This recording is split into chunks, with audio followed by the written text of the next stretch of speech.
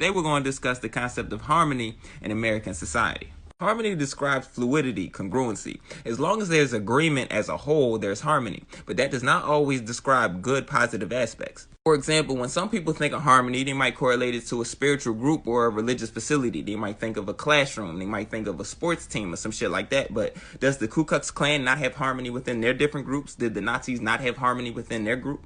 There's harmony within hate groups, but that sequence of agreement is internal.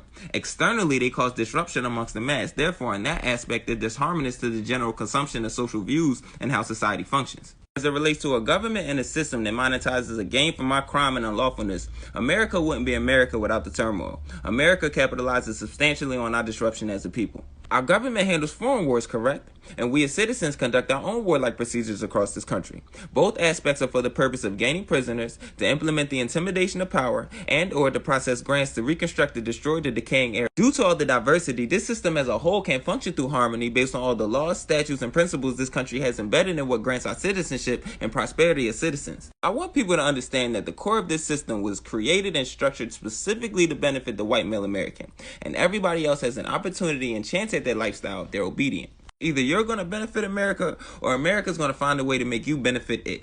Even if it's as simple as allowing homeless people to live amongst the streets to represent your ultimate demise of disobedience outside of imprisonment. America can either encourage peace and harmony amongst the mass and change this entire system, or they can continue to implement disruption amongst the people for the sake of continuing a beneficial predicament for those who control the system. Because with division leaves room for disruption, and disruption comes from a lack of harmony. And when you lack harmony, it encourages you to lean towards external protection and guidance. You can find harmony within, like harmony within your life, but harmony within this system?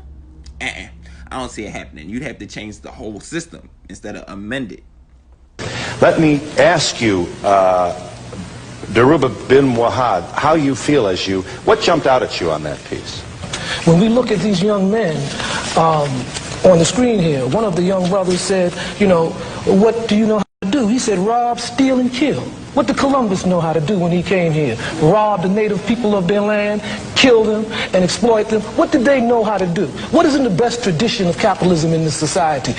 Burning, loot, rape, and pillage. This is something that is as integral to the United States as breathing. And the problem with race in this country is that white people in this country do not want to confront their own history and live up to the consequences of that history. And when you don't confront the truth will ultimately destroy you.